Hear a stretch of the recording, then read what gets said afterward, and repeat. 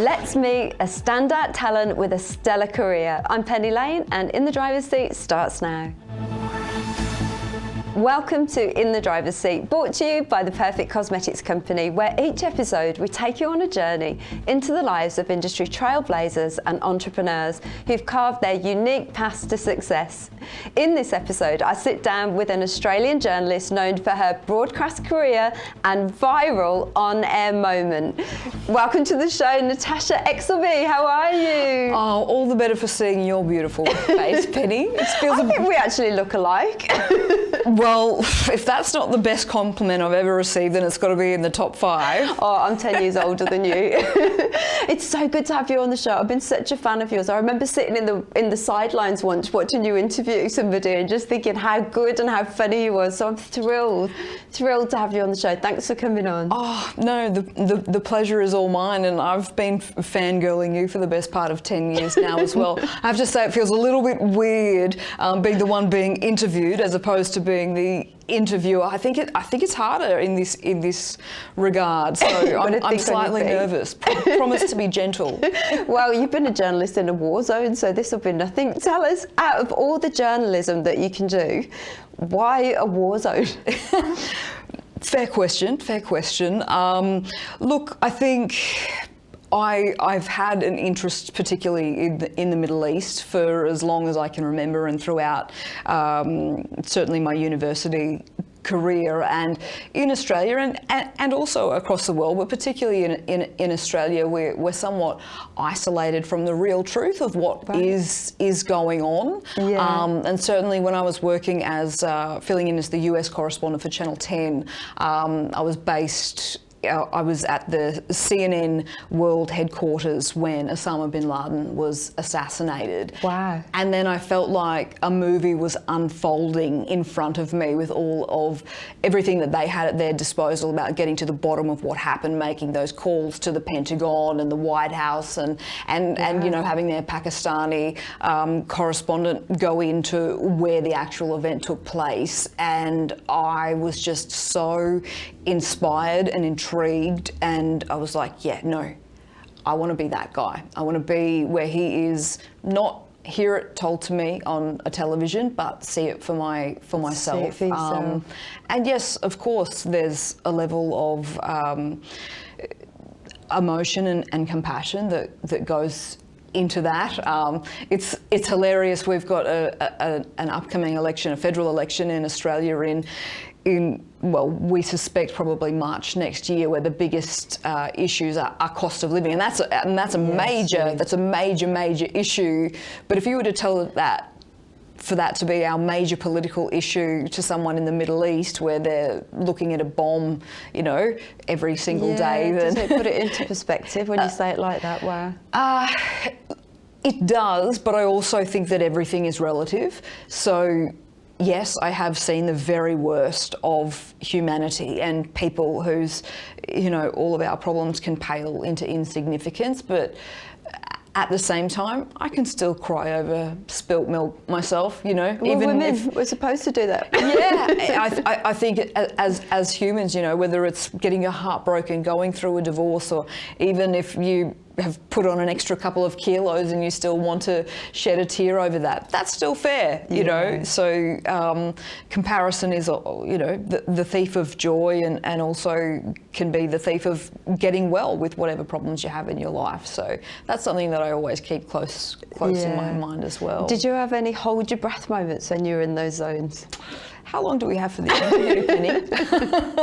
Yeah, I most definitely did, and while I was over there, I certainly sort of kept that under wraps because, did you? Well, I had 2 parents and a family at home. I do remember once when I was in Syria and I was on a phone call to my mum, and I just calmly said, "Mum, there's a lot of rockets and bombs going off right now. I need to concentrate. Can I call you back later?" In hindsight, that was probably a particularly selfish thing to say because my mum was in Australia and there was nothing that she could do. But yes, I've been in a lift with ISIS militants where I then had to get out on a separate floor to what was mine and run for my life. There were 22 major terror attacks in Turkey in the time that I was living there, and at least 50% of those were within a 5 kilometre radius of my home. I joined Tinder while I was living in the Middle East, as you do, and swiped right on an ISIS militant. And it turns out that so funny. Beyond that, meaning that any guy you ever swipe right on here who doesn't seem quite right is probably better than the ISIS militant. But ISIS were actually using the internet dating apps to communicate because the likes of CIA or other law enforcement agencies were across WhatsApp, email and so forth, but they were using that to, one, recruit ISIS brides. Yeah. Fortunately, I was not one who was going to step up to the task on that. But secondly, to communicate with each other. So, yeah, I've got many stories that I could tell you. 100%. Yeah. That was some time ago now, so I'm in a different personal space. Yes. In that I have a wonderful partner and family where I do have to think things can go wrong. I have had friends who are journalists who continue to be in jail for no particular reason to this day, or others who have lost their lives by simply by telling the truth. Yeah. So in that regard, those are things that I probably consider more and am less reckless, I guess, in that regard than when I was you were younger. Yeah. Is that part of the pursuit of journalism, making sure that the truth gets told? Well, I think that depends on what journalists. On the journalist, I suppose, yeah. You know, some of them are after just that gotcha moment for their own fame, but I like to think that broadly the in search of the truth is absolutely what we want, and we are so blessed in Australia to have the ability to tell the truth and tell both sides of a story without having to worry about those literal potential death or jail repercussions. Yeah, horrendous consequences like that. And one thing I love about you, and when you when you were getting started and you were telling me about your career, you would tell us the story about when you first started at one of the networks and people were saying they were exploiting you, but how you saw it, because I love that's taking me back, and kudos to you for remembering that.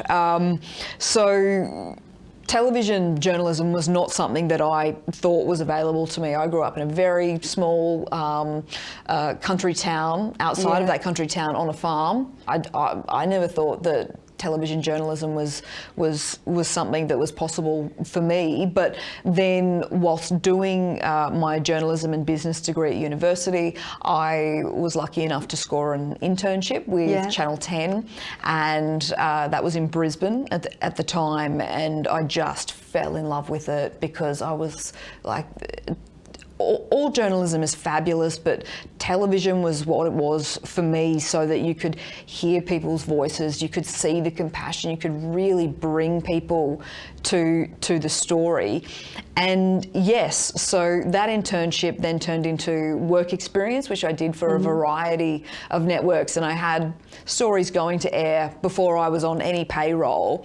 And a former friend who was studying journalism at the time was like, you've got stories going to air and you're not getting paid. They're exploiting you. They're taking advantage of you. And I thought, no, they're giving me an opportunity. Good for you. And so if you want something, whether it's in journalism or whatever field, you have to work really hard. And I'm so grateful that I had my name and my face going to air. The payroll meant nothing because that will come if you work hard. But I think I've answered your question. Yeah, you have. I agree with that, because doing this show, you speak to a lot of people like you that are entrepreneurs and have paved their own way, and so many of them have worked for free or done whatever it takes to get there, because they know that putting the hard yards in, there's no such thing as a free lunch, is there? And you've got to put the hard yards in to get ahead. I truly believe that. No, I couldn't agree with you more, Penny. And it's not just things like working for free. I look back at things that have happened to me in my personal life that have not been great. We all face struggles of different varieties, but my father always said, the more mountains you have to climb, the stronger your legs get. And so while some of those things were difficult at the time, it certainly stood me in good stead for having to face difficult propositions in my career, whether that be as a journalist and dealing with people in the outside world, or whether that be a television presenter working in a newsroom where, you do get fired. What's worse, being fired or being in the firing line? Well, I have been fired twice in television, so Good stories? Yeah, in Hunt for the Trifecta.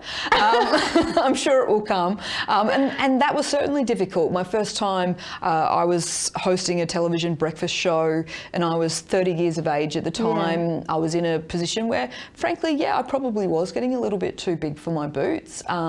Living in a lush Sydney apartment that overlooked the Sydney Harbour. I had a personal driver to multiple red carpet events, and as you always want to stay grounded, but I think it probably did get to my head a little bit. And then being told in a parking lot, you're fired, that was absolutely the biggest hurdle that I'd ever had to face in my career. And it was very, very difficult. But now I wouldn't trade it for quids, because that has helped me be not just a better journalist, but a better person as well. And also, by the way, if I wasn't fired from that role, I probably wouldn't have ended up a year later in the Middle East being a war correspondent, which was a dream of mine for a long time. So everything gets, it all works out. But to answer your question, being fired at by actual bullets and fearing for your life, it is far more scary than being fired in a television newsroom. Yeah, I can imagine. And you've been very open and shared a lot of the struggles that you've had openly. What would you say to people that are going through difficult times, and what kind of coping strategies have you used yourself? Sure. So yes, it was. Mental health and major depression is something that came to me very early in my life. At the age of 15, it was in the 90s, no one had heard of major depression, well, I certainly hadn't. And I had no reason to be depressed. I had a perfect childhood, perfect parents, beautiful 3 older brothers, and for whatever reason, just didn't want to be on this earth for any longer. And then through research and a footballer speaking very publicly about his battles with depression through a 60 Minutes interview, and talking about how he didn't want to be around anymore. And my father said to me, "Is that how you feel?" And I said, "That's exactly how I feel." So then proceeded to see psychiatrists and psychologists and get the right diagnosis. And I have major depression. I was put on the right antidepressants. That took some time, but I suspect that I will be on them until the day I die, because I have a chemical imbalance in my brain. It's not because of a trauma that I've been through. I need to be on medication, and that's something that I want other people to know. And then moving forward, as I got older, and particularly working in war zones, I had incurred other traumas, which then created post-traumatic stress disorder, which was something that I found incredibly challenging. And unlike many people, I had the luxury of having the income to afford or seek whatever help that I needed, and also a loving group of friends and family around me. And not everyone has that. Not everybody's got that, but there is help out there, isn't absolutely. there? So I guess I just thought, I have this amazing platform that for whatever reason I got to that point, and I distinctly remember hearing about major depression, being told by a very famous person on television, and that giving me some kind of relief and hope. Yes. And so if I can provide that to people, or get a conversation going around the fact that depression is like any other illness and that it needs to be treated, then I'm happy to help. Yeah, good for you. That's really good advice. And there are so many things out there, aren't there, like Beyond Blue and crisis lines when you Google them. You really have had an amazing career. What's next for you now?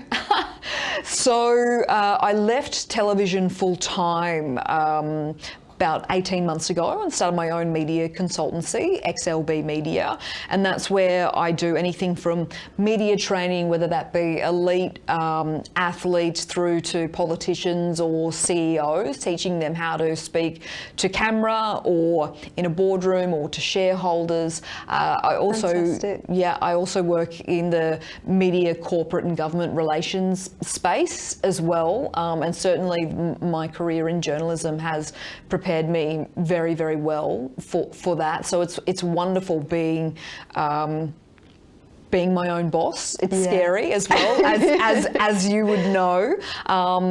And have also currently started working with an amazing firm in Brisbane, the SAS Group, with people who've been former journalists or former politicians or other things, where I'm in meetings with them, with clients, where I am learning so much every day, and I don't think you're ever too old to learn new tricks. So yeah, I'm living my best life at the moment, where I'm getting to have a fruit salad of a career, if you like, where I'm taking a bit of everything, and life is great. Good. Well, thank you I can't believe we're out of time already. Thank you so much for coming on the show, Natasha. It's great to see you again, and I wish you all the luck in the world. You're doing amazing things. Thank you. That's very kind, but I assure you the pleasure is all mine, Penny. You are a rock star who has inspired me tremendously throughout my career from the day we met.